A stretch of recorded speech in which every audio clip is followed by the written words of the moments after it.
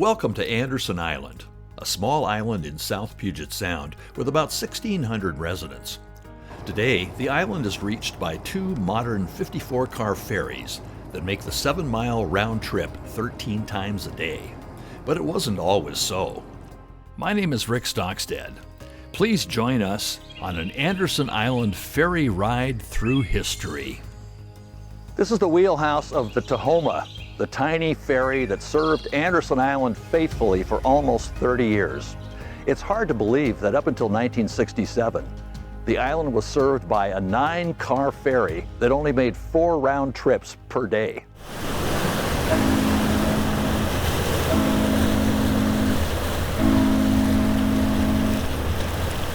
Before 1922, Anderson Island was served by boats from the Mosquito Fleet.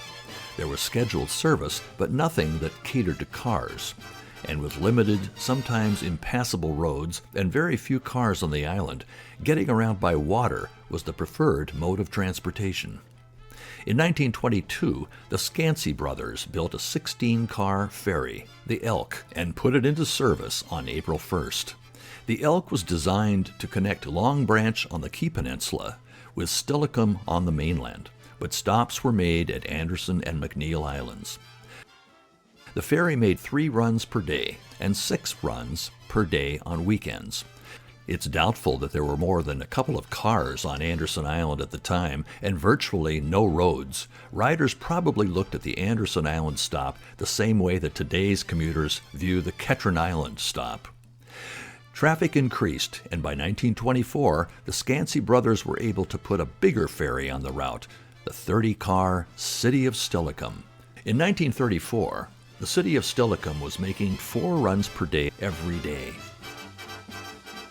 Memories of the Tahoma begin before that because we had the City of Steilacoom ferry and then they needed it to change to a county authorized facility. I think that was in 37 or something like that. It was decided that they needed a ferry of their own, Pierce County did, so they hired Olson, and it was a contract to the county rather than just a private operation.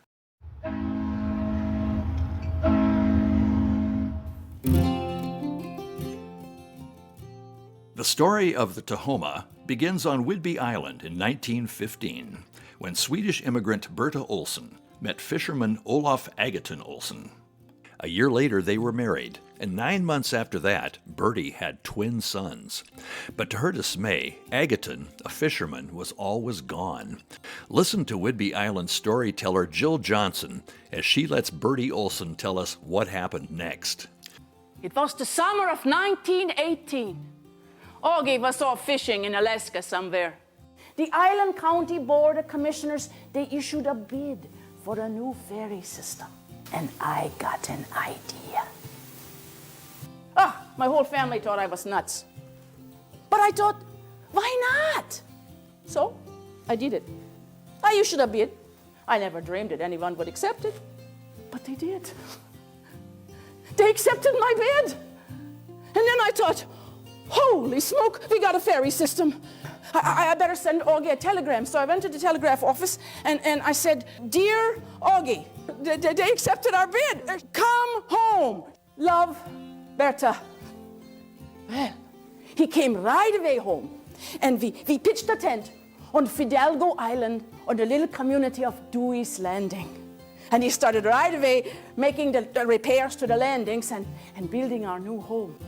Bertie and Agaton built the Deception Pass Ferry Company up from a single scow to 3 ferries, the Deception Pass, Acorn, and Pioneer. They sailed hourly between Fidalgo, Whidbey, and Camino Islands. Bertie became the first woman ferry captain in Washington State and a force in her own right. She spent years fighting the Deception Pass Bridge. In 1929, she even persuaded Governor Roland Hartley to veto a funding bill for the bridge that had been unanimously passed by the Washington State Legislature. It took 5 years, but a new governor arrived, and in 1935, the Deception Pass Bridge was completed. The ferry run shut down, leaving the Olsons out of business. They divorced and split their ferries. Bertie took her ferry, the Acorn, and moved to the Port Gamble route on Hood Canal, where the Hood Canal Bridge is now. Agaton took his ferry, the Pioneer, and moved south to Long Branch. 2 years later, in 1937, he started running the Pioneer between Taylor Bay on the Key Peninsula and Puget, just northeast of Olympia. That same year, the Tahoma Narrows Bridge was approved. This precipitated the end of the Scansey Brothers ferry run between Long Branch, Anderson Island, and Steilacoom. In August 1938, with private ferry service to Anderson Island about to end, Pierce County stepped in to contract for ferry service. It marked the beginning of public ferry subsidies in Washington state. Agaton Olson was ready and applied for the run. He already owned the 6-car Pioneer running at Taylor Bay, and he was able to confidently promise a new 9-car ferry, the Tahoma, because his boat designer, Lee Coolidge, had already designed 2 of Olson's earlier ferries. Just 2 weeks later, Pierce County approved Olson's application. Fares were set to $1.50 for car round trips, equivalent to about $33 today. The county agreed to pay Olson $33.33 a day for 4 round trips. On September 1st, 1938, the service started.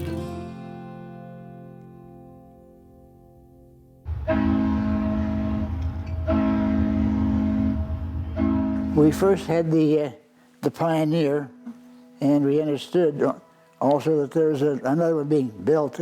Pioneer did come. It was owned by Agaton Olson. He had a brother, Art. They brought the ferry down to replace the city of Steilacoom. Finally, the Tahoma came, and we welcomed it. I can remember when it was built and when it first put on the road. I went to the ceremonies of launching it. I was 9 years old. Wow. My folks took us kids, whoever was home at the time, down to the boat building company, and we watched it slide in the water.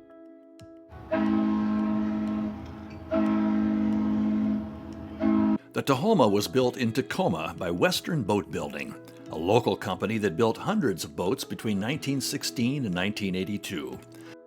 The name Tahoma is derived from the Nisqually tribe's name for Mount Rainier.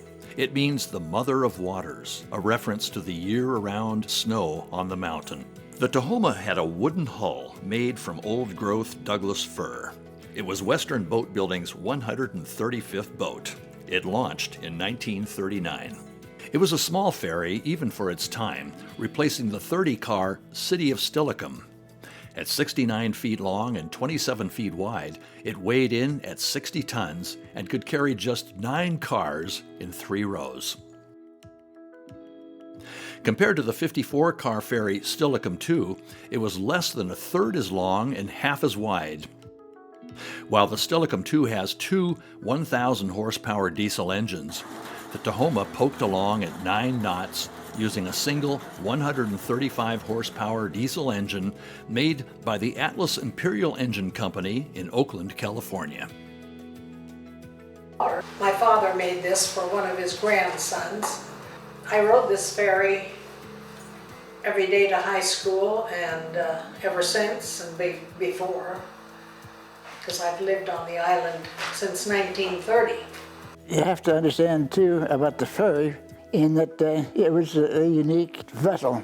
The engine was directly connected to the propeller, which means that if you want to go ahead, the engine had to go one direction, you had to back up, then you had to back the engine up. That was done by a wheel with a handle like a ship's wheel, only about 16 inches in diameter or so. And that wheel was used to make the sail go forward or change the cams as they were turned around to go backward. Yes, the engine really could run backwards. There were 2 camshafts, one for forward and one for reverse. It started with a tank of air. Now the air would make the engine roll over until the diesel compressed and could start on its own. You would fire the engine up by using compressed air and go ahead. We had a separate air compressor built by the engine, I go down the engine room, wait, turn the little valve, and get the air pressure up. And it would ding when it had the pressure, I would go back up to the wheelhouse and so forth. Hold the air start.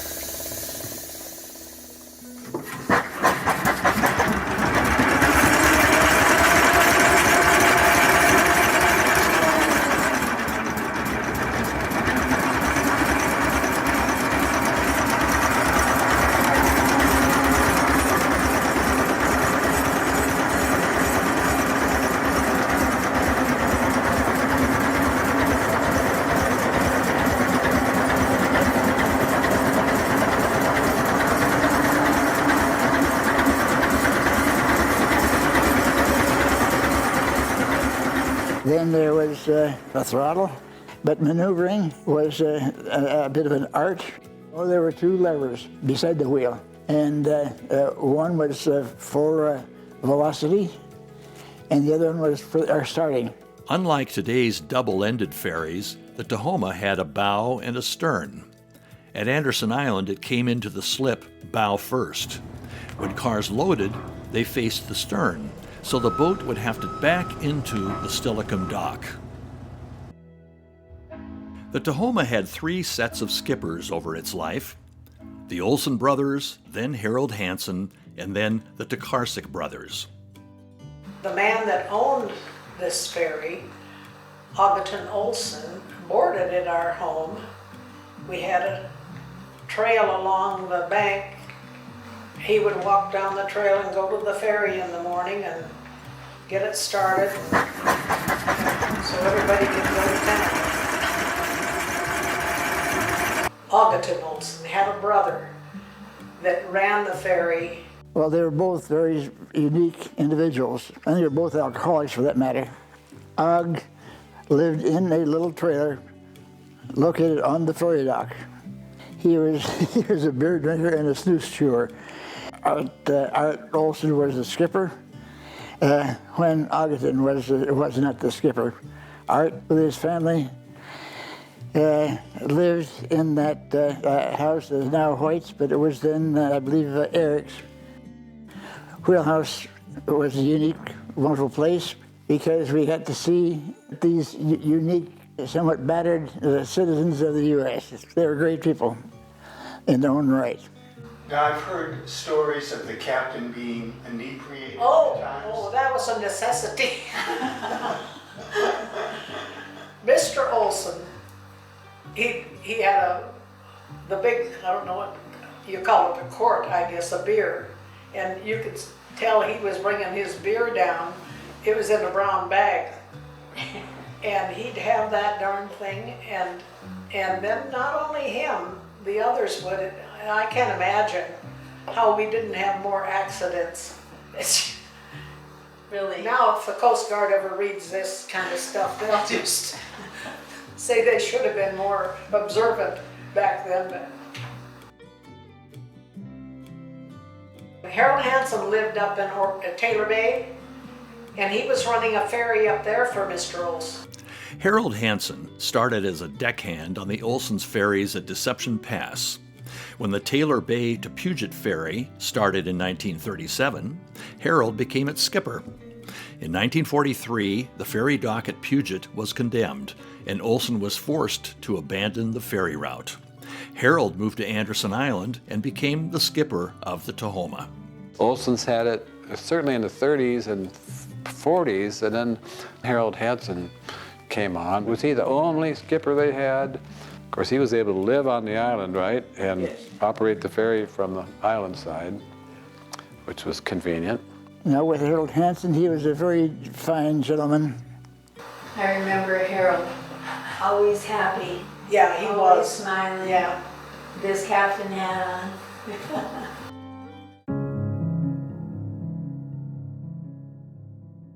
Art Olson, Agaton's younger brother, was a part-time skipper on the Tahoma. He had a long-running quarrel with his father-in-law, Ole Mellem, over Art's drinking. In February of 1947, the quarrel became deadly when Art shot his 82-year-old father-in-law. A minute later, he turned the gun around and shot himself. In 1949, Berta Olson sold her ferry to the Blackball Line and retired. Just 2 years later, the Blackball Line was forced to sell its 16 ferries and 10 routes to the state, forming Washington State Ferries. The ferry contract came up for renewal every 5 years. By 1954, Agaton Olson was 69 years old and overdue for retirement. He sold his ferry business and retired to Long Branch. He gave up working, but not drinking, and was plagued by arrests for drunkenness. Just 2 years later, he disappeared from his cabin on the beach at Grayland, Washington. It was October 13th, 1956. He was never seen again. Olson's retirement left skipper Harold Hansen out of work at age 47. Harold and his wife continued to live on Anderson Island. He became a skipper for Foss Tugs until his retirement. He died in 1982 at the age of 75 and is buried in the Anderson Island Cemetery. Olson's ferry business was bought by Sam and John Tokarczuk. The brothers created the Steilacoom ferry service, which they ran for 25 years. Sam and John shared the skipper duties. Sam Tokarczuk had served as a captain on the Tahoma Narrows ferry service in the 1940s until the second Tahoma Narrows bridge put the ferry out of business in 1950. The guys that ran the ferry, I don't know how much you've talked about them, but Sam and John Tokarczuk were wonderful characters, my recollection. We rode with Sam and John Tokarczuk, always. Both of them very nice people, very nice men. They were not above having a little beverage or two up in the wheelhouse. Many's the time when people would, even in the 70s when they were running the Islander, but you'd drive up there and maybe if you had a little gift for them in a brown paper bag, and the ferry would pull out, sure enough, you'd get invited up to the wheelhouse, and that whatever was in that brown paper bag would be empty by the time you got to the other side.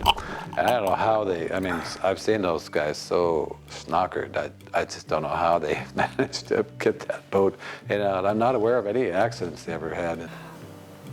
I can remember some of the captains in my day taking us to Eagle Island. That was exciting too. It's like, we just missed the dock and we're heading that way. I hope we don't land on Eagle Island. Somebody would go up and kind of wake him up or whatever, and he'd turn it around and we'd head back to the dock. One day I think we started out heading towards the Narrows also. It's just life on an island, you know.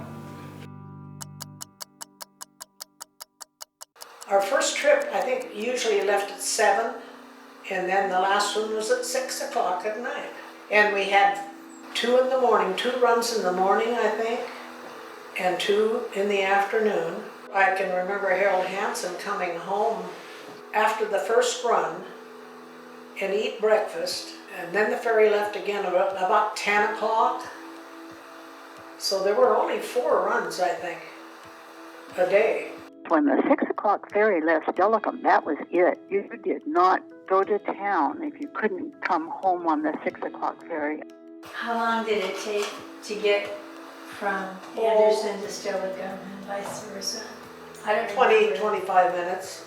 Early one and then the one in the afternoon, the 4 o'clock, whatever that left. That was usually pretty full, workers coming home. The Tahoma docked at the Anderson Island Ferry Dock, originally built in 1919.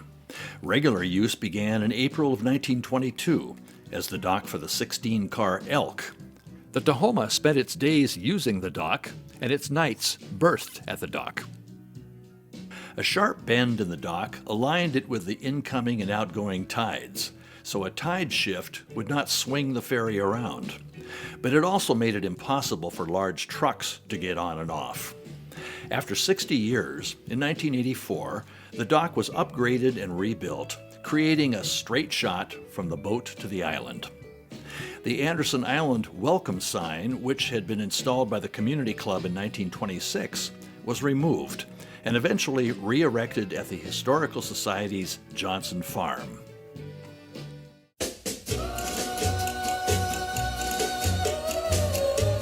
I rode the ferry between September 1951 and June 1957. The year-round residents were about 100. We were rural. They were just dirt roads. There was none of this go to town and do your shopping every week. Ferry traffic was kind of organized. The Carlsons went on Tuesday and Johnsons went on Wednesday. You know, the community really took care of itself.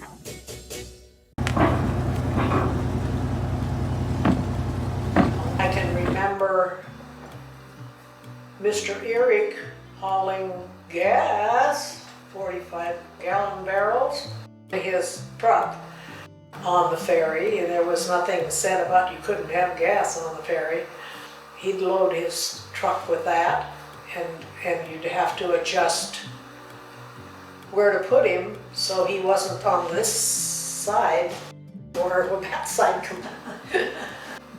Ogden Olson had this younger brother, and his name was Art, and he was married to a woman named Pearl. One day, I come down off the school bus down onto the ferry, and she was kind of liquored up, and of course he was too, but she was doing deckhanding, and I just grabbed her and I shoved her in the cabin. I said, Pearl, you go, her name was Pearl, you go in and sit down, I'll load the ferry. So I did. Well, I made the mistake, I got Ernie Eric over here, and of course the ferry was tilted like this, and Carl Peterson was parked over on that far side. He had a little red pickup, and we got the ferry in and everything was going fine, except he said, I'm not pulling off. I'm not going to wreck my tires, because the slip was level. And I just told him, I said, you leave that, you get that, I used the word damn, truck off of this ferry, we got to get unloaded, because the ferry was going on another run. So he finally pulled off. They propped up enough that they could please him, and I can remember, I can just see him yet, Ernie Eric standing back there on the running board of his truck, going like this and saying, good for you, Bill, good for you. But I was so embarrassed because I got to thinking about that, and I thought, oh, Carl Peterson is so religious that you couldn't say darn or whatever, you know. I saw him about, a week and a half later somewhere, and he'd come up and apologize, and I apologized to him, so we were in good graces again.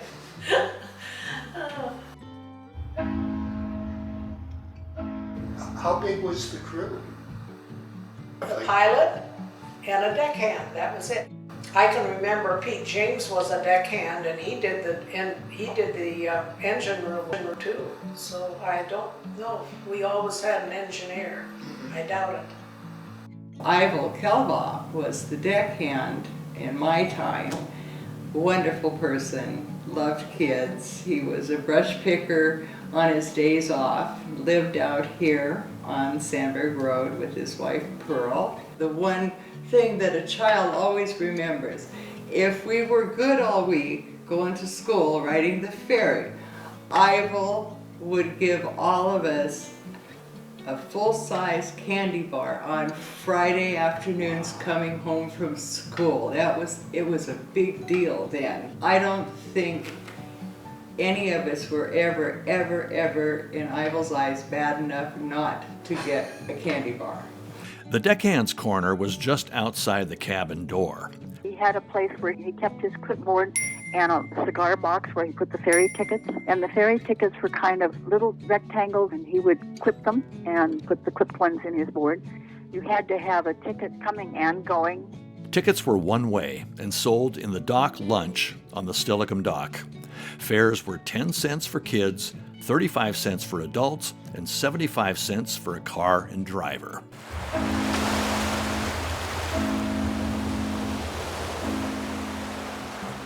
I can remember them letting us come up into the pilot house, and I have a picture here of me hanging my head out. And they let us run the ferry across to the island dock. And as we got more used to the ferry, they would let us land it even. Then the boys, of course, they were interested in the engine room. And they got to go down and see the engine work and all of that, which was good for them. We as kids would climb up into the wheelhouse. It was a metal ladder with rebar rungs and then so forth. And you go up and visit with the skipper. And he wouldn't throw us out. We'd just go up there and chat with him, and he'd chew snooze and spit and drink. It was really rustic. I would call it an elite meeting place because those of us that dared enjoyed being there. And there weren't too many people that there was room for. You know, with Harold Hansen, he was a very fine gentleman until I was in high school. The fun thing about it was that Harold would let me take the helm and steer, and it became kind of a game between the two of us to see whose weight could be the straightest. Of course, he always won, but it was my challenge to also have a very straight wake. So later, I was in Steilacoom at the time. My uncles, one or the other, would be a deckhand, so I'd work maybe a Saturday or a Sunday, or maybe both. They'd come over from the island, and then they'd head back, and I'd be the deckhand for the day. As a deckhand, was unique in that the tap lines were not attached to the dock. They were part of the boat. So when we landed, we'd take the eye of the mooring line on each side, and you cuddle up to a piling and put our arms around it, then get the eye back, put it on the cleat, tie it up, and then go to the other side. And then came the apron down, so we had to climb the ladder and let the apron down. Then when we had departed from the mooring and were heading out, we do our little trip down to the engine room and pump the air, and then go back up to the wheelhouse and then chat with the skipper, which was unique. I've always had a warm spot in my heart because we did fun things. We enjoyed it. We learned to respect the water. It was just a good place to be a mariner.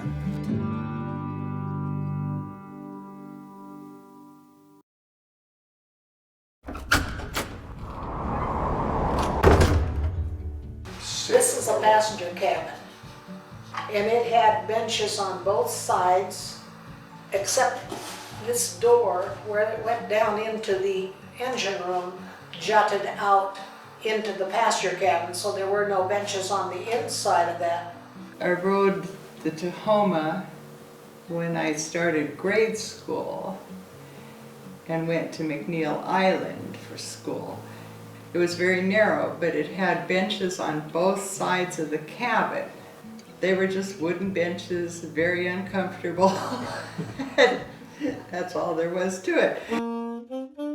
Those of us who played in the band practiced sometimes. I think Yvonne Armstrong played trumpet. Her sister Merlene in my grade played clarinet. I played alto saxophone, and that must have been real annoying for other passengers. The kids that got on the ferry to go to school always sat at the back of the cabin. There was a bench across the back side of it, which was meshed where you put your legs. And that was the heat that came up from the engine room and heated the cabin. So in the wintertime, it was always a big fight of who would get to sit on the bench. It's very, like I said, very narrow. I'm talking about this big. Really, I'm thinking about this big. And the bench took up a good part of it. I remember sitting on the floor, and I remember the wood slats in the bench and how it kind of curved up. It's just so vivid. And my brother and I playing cards, like Go Fish or whatever, on all the trips going to the island. That was our time that we got out of the car. We went into this little long corridor of a thing that was probably as wide as about that. Yes. And the bench took up about that, and we were scrunched up on the floor and playing cards. Seats were all along one side. You could just barely walk by on the way to the restroom. Oh, the restroom on the Tahoma was basically at the far end of the passenger cabin, and it was like a closet. You had to access it from the outside. You couldn't go from the cabin to the restroom. It was something you wanted to avoid if you could. It's a restroom that must have been maintained by men. It was there if you really needed it. Something else was that the Tahoma had a cubby. We called it the cubby. And it was up above the passenger deck, and that's where all the life preservers were. I was never up there. I was always afraid to climb the ladder, for one thing. I was in middle school, and so the older kids didn't want to sit with all of us little kids in the cabin coming home from school, so the older kids would go up to the cubby, and stories galore about what happened in the cubby, but I was never there. I was too young, so I don't know what really happened in the cubby.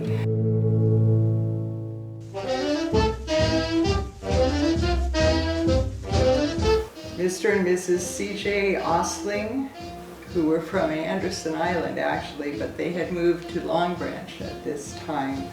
They would be Diane A.V. Larson's grandparents. They were celebrating their 50th wedding anniversary in 1944, and so the island families out here rented the Tahoma Ferry to take the people from Anderson Island over to Long Branch to participate in this 50th wedding anniversary. And that was back in the day when you could actually rent the ferry and go do something at night, which did happen on occasion. People would get together and go in, I think, for dinner or a special play or something now and then. Just sit right back and you'll hear a tale of a fateful trip that started from this tropic port aboard this. With the Tahoma being so small, 9-car ferry, I just remember what sticks out to me is riding it in bad weather, because I remember in that little narrow cabin, passenger cabin area, when it'd be pouring down rain, and the cabin area, the windows there would be leaking, and then the bench, for that little bench where you're sitting there, it'd be dripping, you know. The Tahoma would leak, and so the floor would fill with, 2 inches of water or more, so you would sit down on the bench, put your feet against the opposite wall while you're crossing on the ferry so that your feet wouldn't get wet, because as the boat rocked and rolled, the water rolled around on the bottom there and the floor. It's kind of exciting. And then I also remember, gosh, it must have been like 77 or 78, the wintertime, either December or January, going to school on that 6:30 boat in the morning. And we were on the Tahoma, and it was storming outside. I mean, the wind was howling, there was white caps, and with that small boat, we were rocking and rolling. That has to be the roughest that I can remember riding the ferry. And the water spraying over all of the hoods of the car, in front of the bow. Yeah. I can remember Lowell Johnson being on the ferry. And it was so windy when we came down off the school bus, went to go on the ferry, and he was the only one riding that day. And he said, "Oh boy, I'm going up in the pilot house and enjoy this." I said, "No, you're not. You're sitting right down here with me." So he did. He stayed there with me on the whole run. So it would have been like a little cork bouncing. Oh yeah, it was like a cork. In fact, you'd get in those troughs and that thing would go like this, and you're sitting in the cabin. So here we are sitting on the back side of the cabin here. That thing would tip over enough that you'd get water up in the gunnels here. Oh it would come up to the side, and we were just, you'd be looking at the water when the thing was tipped. I can't imagine. Yeah. That's why I told Lowell, you're going to sit here with me. I don't remember ever being afraid. It's just the way it was. You grew up here, and I loved the rock and roll of the ferries. And I can remember Uncle Lowell had a load of lumber because he was a builder out here. Water was rough. The cars slid on the car deck in the waves and the rolling of the boat, and his lumber truck ended up wedged up against the side of the Tahoma. My dad's truck, Bob Eric's truck, he would haul gas barrels in the Rio truck, which was a box truck. And the same thing happened to him, full of gas barrels. And I can remember my mom being all upset because Dad's truck was stuck on the ferry, all wonkus up against the side of the ferry, and they had guys at the shop had to go down and try and straighten it out and get it off the ferry. The stormy weather, one thing that you were cautious of, always setting your handbrake on the Tahoma. Always do that. The water, the waves, of course, would splash clear up over your whole car, clear through the car deck. And so what you wanted to do when you got off the ferry was go home and make sure and hose your car out really good, get the salt water off of it, because it would rust it and leave lots and lots of spots on it. That was all just, wow, look at that one come. That was a bigger one yet. You'd just be drenched with water. We'd be up there, and the wave would sometimes even the splash up to the wheelhouse. The skipper knew what he was doing, and we just watched and smiled and, and had a hell of a time.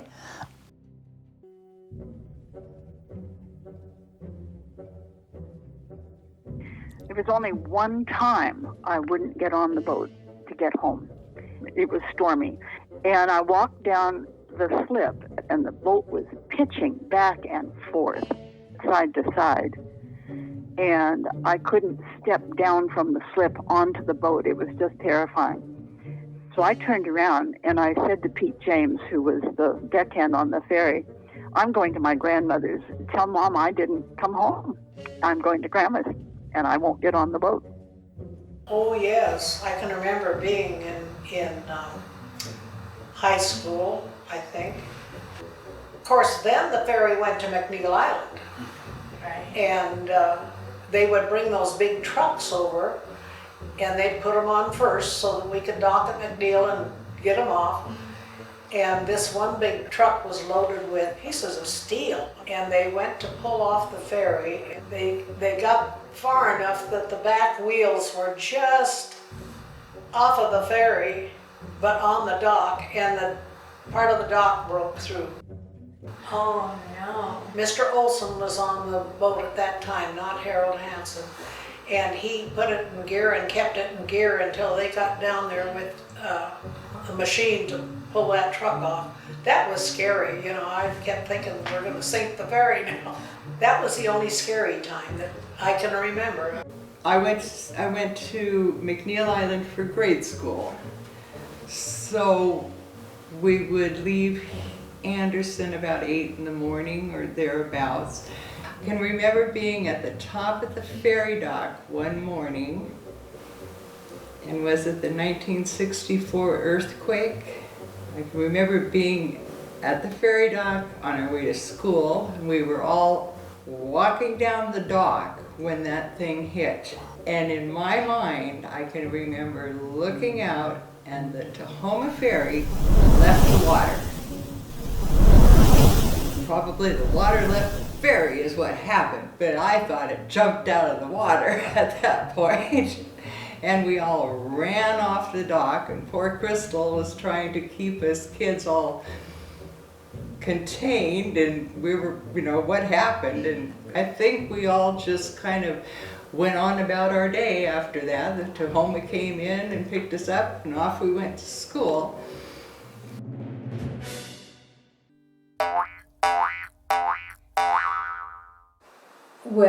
it was a 9-car ferry, 3, 3, and 3. And so if there was a little car and it was the 10th car, my dad would get out and get all the guys that were on the ferry, and they'd get behind the cars and take the bumpers, because the bumpers were metal then. Yeah. And they would get the car bouncing, and they'd bounce it over as close to the railing as they could get on both sides, so they could squeeze the 10th. Or they'd bounce the car that it was going next to, they'd bounce that, Right, bounce. get more room. Bounce them over. Somebody would get in the back bumper of a car and bounce it. And then shift the hind end over so there's room for another car. Wow. The most vivid memory I have of the Tahoma is that if you got down there, you know, like a couple minutes late and the ferry was pulling out, they would come back to the dock and open the gate and welcome you on the ferry and take off, and maybe grumble a little bit, but I saw that happen more than once. And I remember one time we drove down there in our station wagon, my mom and our kids, and we were, I don't know if we were late, but anyway, we were the last car, and what did it hold, 9 cars? Yeah, so I don't know if it had 9 or 10 on it, but anyway, when they pulled us on, the rear of our car stuck way out over the stern of the ferry. I mean, the rear wheels were barely on there. Put it on your back bumper. Yeah, they took a rope and went all around our back bumper, and you know, just not exactly OSHA approved. And I can remember one time being late and coming down the hill from the ferry dock, and my dad just leaned on the horn all the way down the hill to the dock and drove onto the dock. They'd already closed the gate, but they held the ferry. Pete James came up and opened the gate, and I went to school on time. The ferry was always very accommodating. One of the things that was very important and very nice of them to do on the last run from Steilacoom, purposely they would drag their feet about leaving in case. They also knew who was on Steilacoom's side that hadn't gone home yet, and would hold the ferry kind of waiting. When you'd come down through Steilacoom, you could honk your horn, flash your lights. They would know you were trying to make the boat. They would wait if they saw you or heard you. It was real nice of them. My great uncle and family lived in Tahoma. They would come and visit. Their kids would always laugh because he would start honking his horn up by Western State Hospital because they were always late. And they would honk their horn all the way through Steilacoom.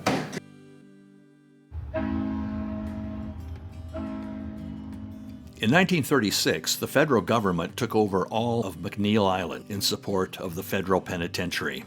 Although everyone on McNeil was connected with the prison, it still remained an important ferry stop until 1981, when the Washington State Department of Corrections took over.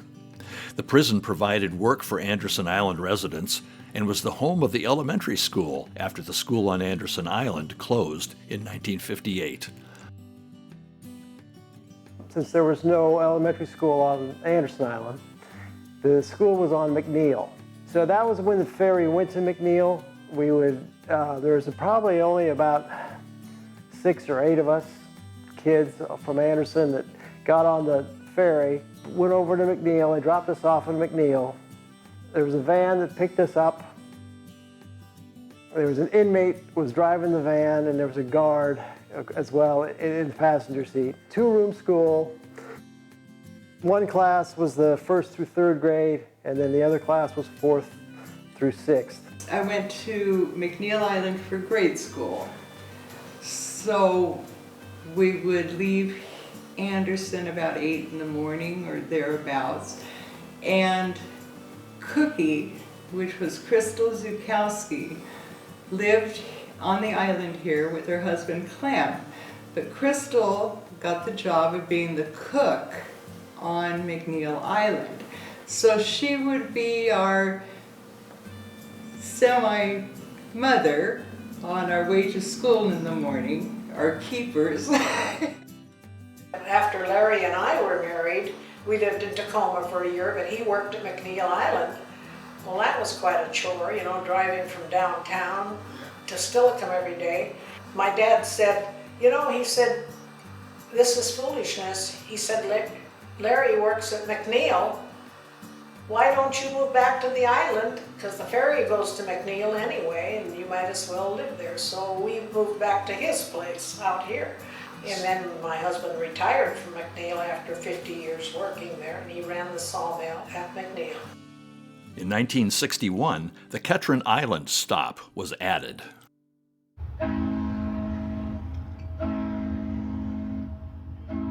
When the Tahoma was in for maintenance, the Pioneer substituted.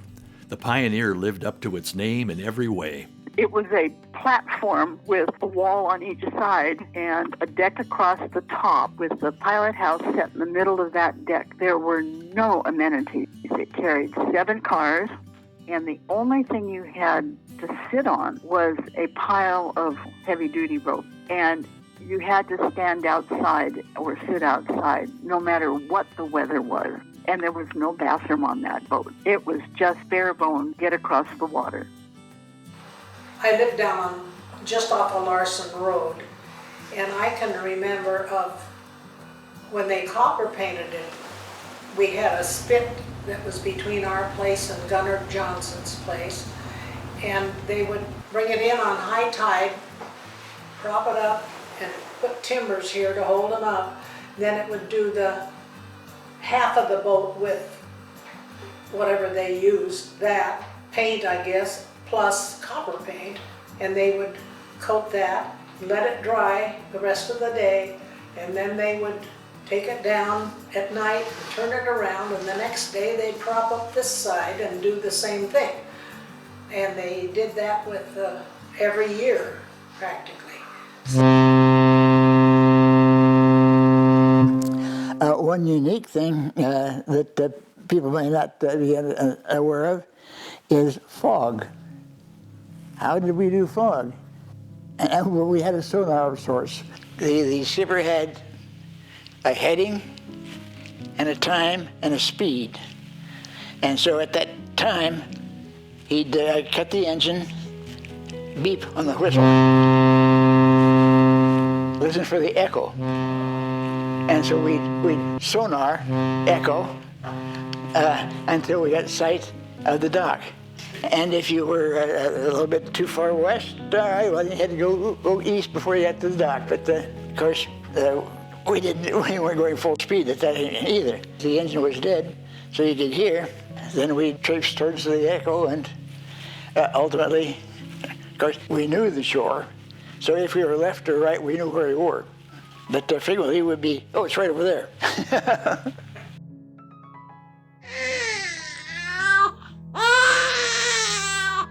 The pilot, Harold Hansen, that was on so long, he rented a house from my folks, and so they were neighbors too. And when I had my first child, there was no ferries at night. Of course, the first one would come in the middle of the night. So, okay, we had to wake Harold up and get him over down to the boat. Billy said, she said, you get down there, you get that boat going, she said. And she put on her bathrobe and had that first aid book with her as she brought us over on the ferry. Oh my, wasn't anything to us, Made it down there in time, down to Tahoma General.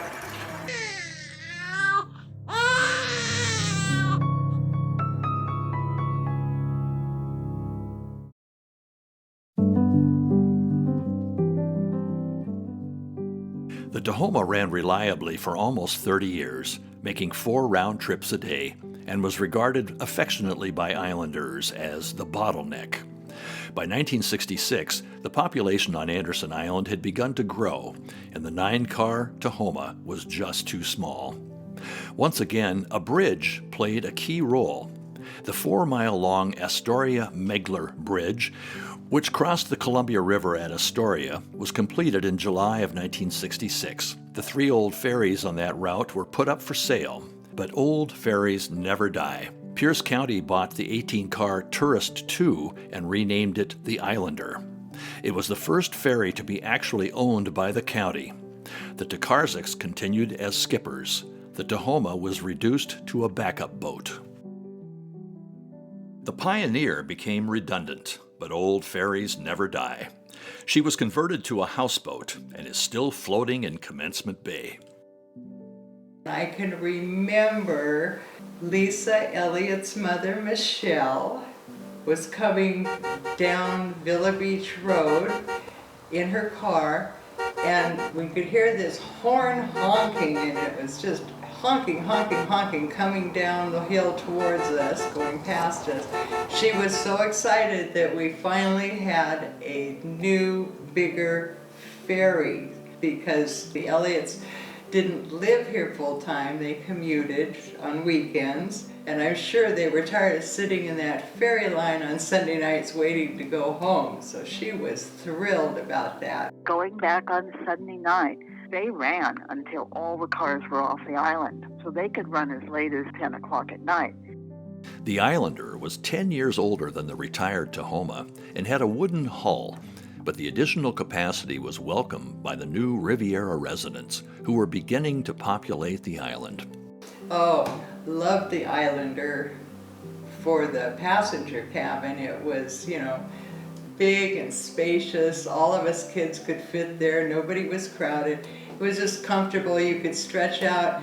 Great place to nap. And back then, when we would go from Steilacoom to McNeil and then to Anderson, it was a long ride and a good nap. Of course, we all said we were doing our homework, but you know how that is. The Islander had a brief 9 years of life before the increasing island population caused it to be replaced by the 30-car Steilacoom in 1976. The Islander became backup for the Steilacoom. The Tahoma was no longer needed. First of all, it was shipped up in Washington somewhere up north or something. Old ferries never die. In 1976, the Tahoma was sold to Greg Kirsch in Anacortes, Washington, where she was converted to a fish tender.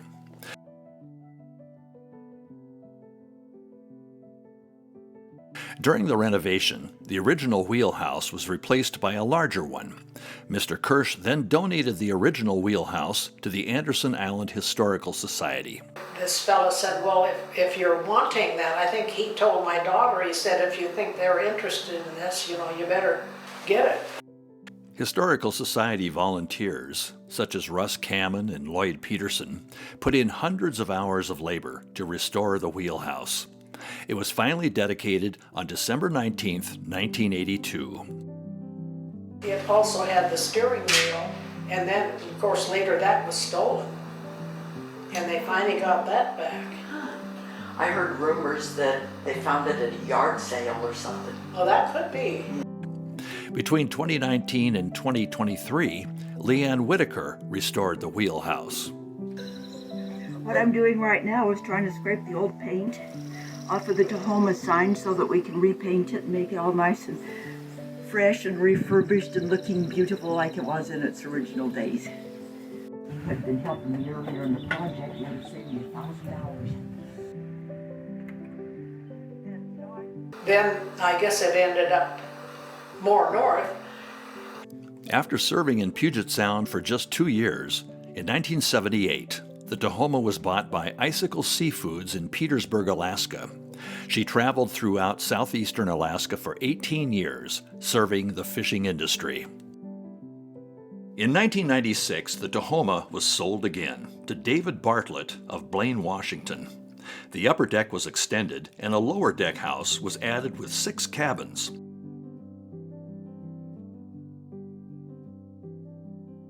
She operated as a charter ship out of southeastern Alaska for 25 years.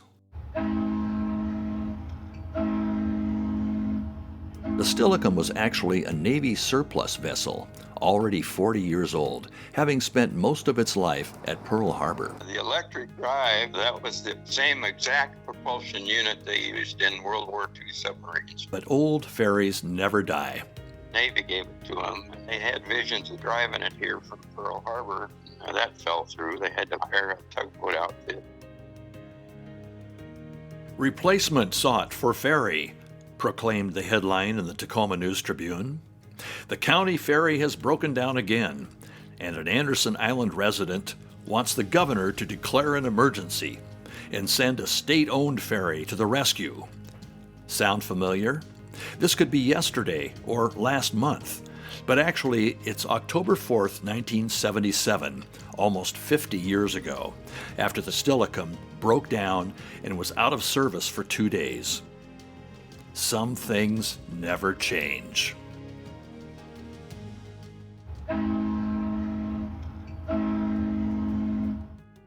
In 1978, Ketron Island resident Tom Palmer took over the ferry contract from the Tokarczuk brothers and became the skipper of the Steilacoom. Sam retired, and then it came up for bid. 3 other people were bidding on it. I thought, well, I'm going to jump in here too, and sure enough, I got it. Ironically, just 3 years earlier, Palmer had bought his own 30-car ferry, the 40-year-old City of Steilacoom, the very ferry that served Anderson Island before being replaced by the Tahoma in 1939. Old ferries never die, and Palmer towed the old boat to his property on Ketron Island and had great plans to turn it into a stern-wheeler charter boat. Alas, those plans never materialized. It broke away one storm, and I wasn't around. Sunk the darn boat. Palmer skippered the Steilacoom for 6 years. By 1984, his contract was about to end. He thought he had an agreement from Pierce County. When I met with Booth Gardner, we were in desperate shape for a bigger boat. I met with him and his staff, and he agreed to put it in the contract that whoever got the contract had to have backup ferry. They assured me that it was going to be in the contract. So I was looking around, and then I looked at the Ocean City. It was in operation, and I had a Coast Guard certificate and everything. The 50-car ferry Ocean City was about to be surplused by the state of Virginia. The 60-year-old ferry had been running in Virginia continuously since 1923, forced from one route to another by the relentless construction of bridges and tunnels. But old ferries never die. Palmer bid on the ferry. Then they told me that my bid was too low anyway, and if I would boost it up to $100,000, then I could have it. So I bought it for $100,000. He then traveled to Virginia. I got a crew together and went back to Virginia and got the boat all ready for the trip. He then spent another $100,000 sailing it back to Tacoma. Took the 7,000-mile trip, Chesapeake Bay through the Panama Canal to Puget Sound. It took 22 days underway, but the whole trip, because of bad weather, it's 54 days. I used 30,000 gallons of fuel. When he got back, the county awarded the new ferry contract not to Palmer, but to Alaska Marine Charters. It brings back bad memory. Contract came up and everybody put in their bids, but one of the contractors protested the contractor had to furnish a ferry. Booth Gardner was running for governor and he was getting flack from the union. They called it a sweetheart deal, and then they took it back out of the contract. And then I had a crew member who was given one of the bidder inside information, and I was underbid, and that put an end to that project. The county looked at buying the Ocean City, but rejected it as too costly to renovate. Tom Palmer was left owning a boat that nobody wanted.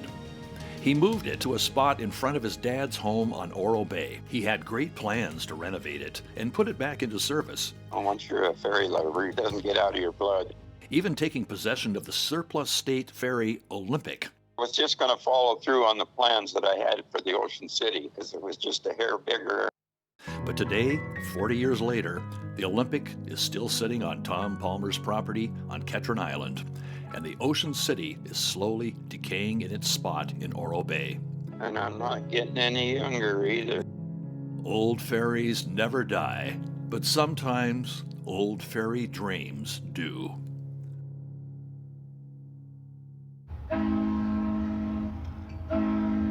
By the early 90s, the increasing island population overwhelmed the Steilacoom. This time, a brand new boat, the 52-car Christine Anderson, was custom-built locally at Nickel Brothers in Freeland, Washington, at a cost of $15 million. The Christine Anderson went into service in 1994, relieving the Steilacoom after 18 years of faithful service. The arrival of the Christine Anderson turned the Steilacoom into a backup boat, and the Islander became redundant. But old ferries never die. She was sold to Argosy Cruises and spent 15 years as the local cruise ship MV Kirkland. After an engine room fire, optimistic new owners moved her back to Astoria.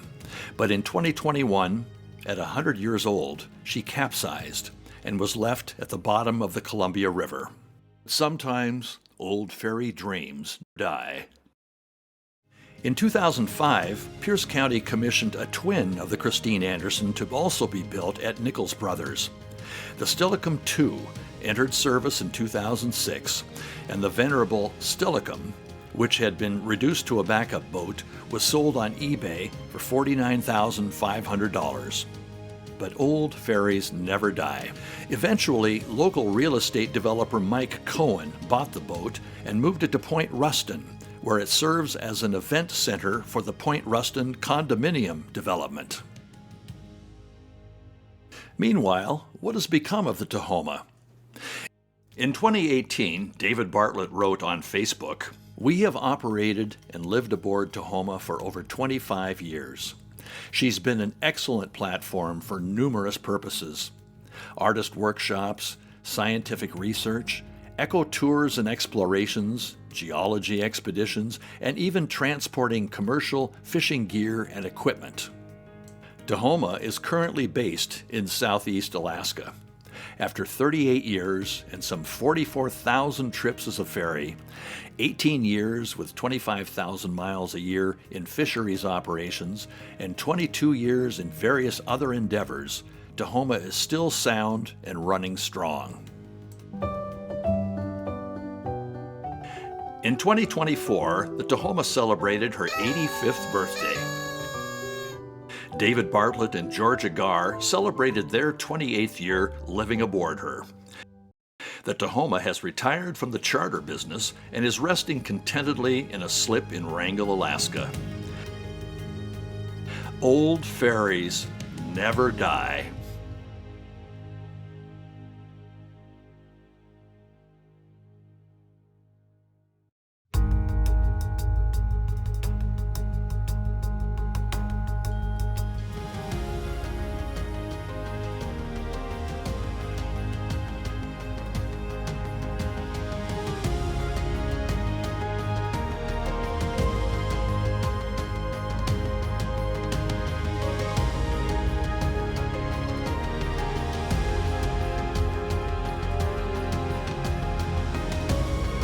And in my mind, I can remember looking out and the Tahoma ferry left the water.